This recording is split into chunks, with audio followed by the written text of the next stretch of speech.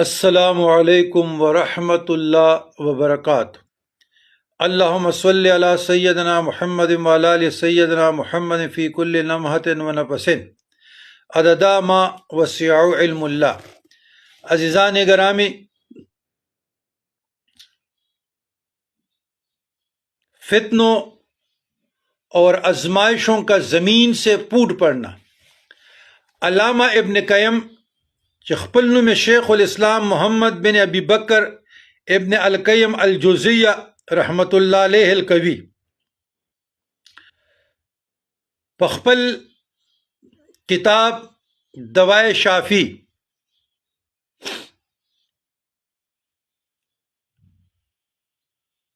الکافی لمن سأل عن دوائے شافی پاغے کے ذکر کئی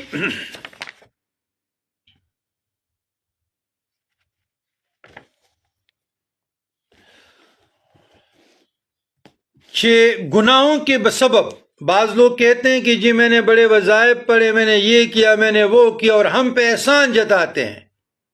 او بھائی، ہم پہ کیوں احسان جتاتے ہو؟ اب اپنے لیے کر رہے ہیں تو ہمارے کام رکے ہوئے، ہمارا یہ ہے۔ تو رات مجھے خیال آیا، میں مطالعہ کر رہا تھا، میں نے کہا کہ اس پر بھی مختصراً بیان ہونی چاہیے۔ گناہوں کے بسبب پانی، زراعت، پلوں اور گروں پر آفتوں کا نزول، زمین کی پیداوار کم ہو جاتی ہے، انسانوں کی پیدائش اور عمر میں کمی ہو جاتی ہے۔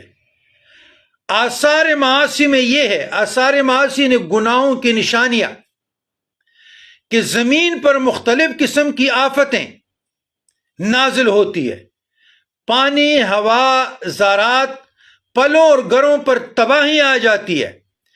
اللہ تعالیٰ کا ارشاد ہے سورہ روم 30 اور 41، بسم اللہ الرحمن الرحیم، ظہر الفساد فی البر والبحر بما کسبت ایدی الناس لیذیقہم بعض الذی عملوا لعلہم یرجعون۔ خشکی اور تری میں لوگوں کی بدعمالیوں کے باعث فساد پھیل گیا، اس لیے کہ انہیں ان کے کرتوتوں کا پھل اللہ تعالیٰ چکا دے، بہت ممکن ہے کہ وہ باز آ جائیں۔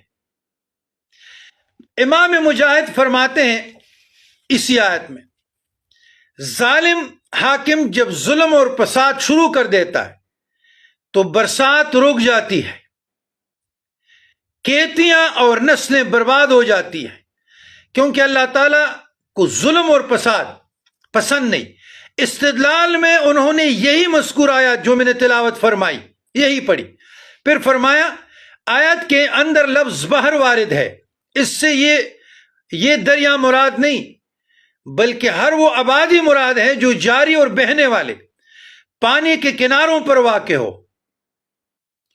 تو اسی پانی کو ہم اپنے لیے لیں گے، ہمارے ساتھ بہ رہے تو اسی کو، ہم سے باہر ہوں گے جس طرح سوادیر وغیرہ ہم سے دور ہے تو اسی کو بحر کہا گیا ہے۔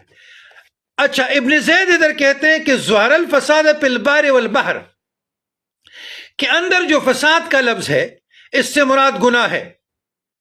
میں کہتا ہوں اس کا مطلب یہ ہے کہ گناہ فساد اور بربادی کا سبب ہے، اسباب ہے، اور اگر فساد سے مراد عین معصیت ہے، نافرمانی ہے، تو لیذیقہم بعض الذی عملوا میں جو لام وارد ہے وہ لام تعلیل ہوگا۔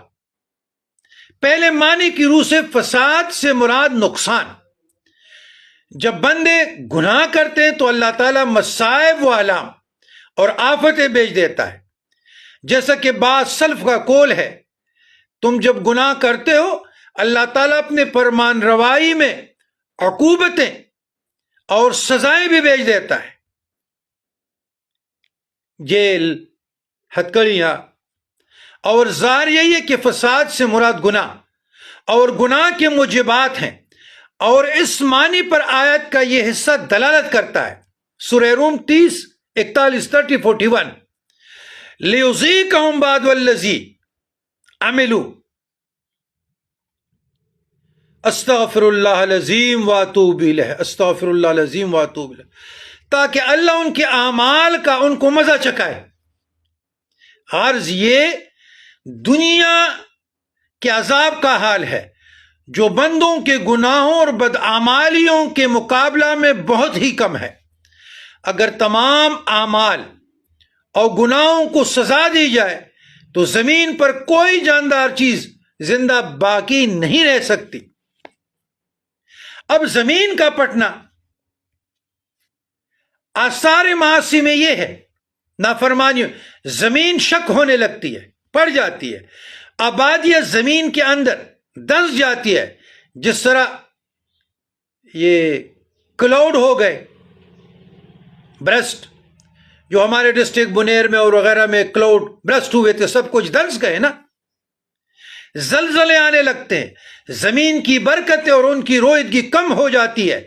چنانچہ رسول اللہ صلی اللہ علیہ وسلم نے قوم سمود کی آبادیوں سے گزرنے والوں کو حکم دیا تھا کہ یہاں سے روتے ہوئے جلد سے جلد نکل جاؤ، فوراً نکل جاؤ، وہاں ٹھہرنا نہیں ہے، اور ان آبادیوں کا پانی نہ پیو، یہاں تک کہ حکم فرمایا کہ اس پانی سے جو آٹا گوندھ لیا گیا پھینک دو، اپنے اونٹوں کو بھی نہ کھلاؤ۔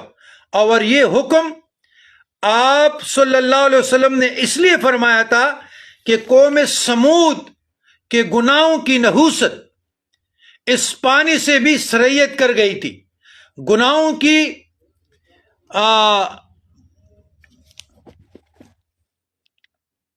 شومی پلوں اور دیگر اشیاء میں بھی آتی ہے۔ تو صحیح البخاری کتاب الحدیث الانبیاء باب قول اللہ تعالی وَإِلَىٰ ثَمُودَ أَخَاهُمْ هُودًا، حدیث 338 33 اور 78۔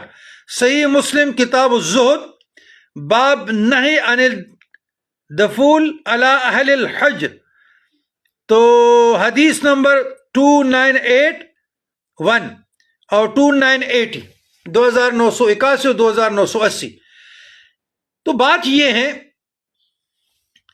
کہ جہاں پر عدل و انصاف کا جنازہ نکل جاتا ہے، جہاں شکل و خلقت بگڑ جاتی ہے، گناہ اور غیرت کی موت واقع ہو جاتی ہے، لوگ گناہ کو گناہ سمجھے، غیرت کو غیرت نہ سمجھے، تو پھر آفتوں کا، فتنوں کا، ناگہانی آفات کا، تکالیف کا، مصائب کا، آزمائشوں کا، زمین سے پھوٹ پڑنا، زمین میں دنس جانا، سیلابوں کا آنا، ہواؤں کا آنا، رزق کی کمی ہونا، ناگہانی اموات، کلاؤڈ برسٹ، زلزلے، تندر، یہ آثار معصیت میں سے ہے، یہ اللہ تعالیٰ کی طرف سے ہیں، آپ کے اعمال کی وجہ سے۔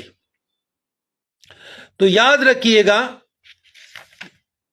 میرا تو ابھی بھی یہی بات ہے کہ جو شیخ آپ کو اوراد اور وظائف تجویز کرے اس پہ عمل کریں اور اپنے آپ کو گناہوں سے بچائیں، تب اپنے سے غیر مستقل ہو مزاج ہو کر جذباتی کھیل نہ کھیلا کرے۔ آپ لوگوں نے بارہا کہا کہ آغا جی کا نمبر دیجئے، نمبر دیجئے، تو جی آپ کو نمبر واٹس اپ شیئر ہو گیا ہے، تو کوئی سلسلہ میں داخل ہونا چاہتا ہے، فیض لینا چاہتے ہیں، تو اس پہ آپ رابطہ کر سکتے ہیں۔ ربنا ظلمنا انفسنا وان لم تغفر لنا وترحمنا لنکونن من الخاسرین۔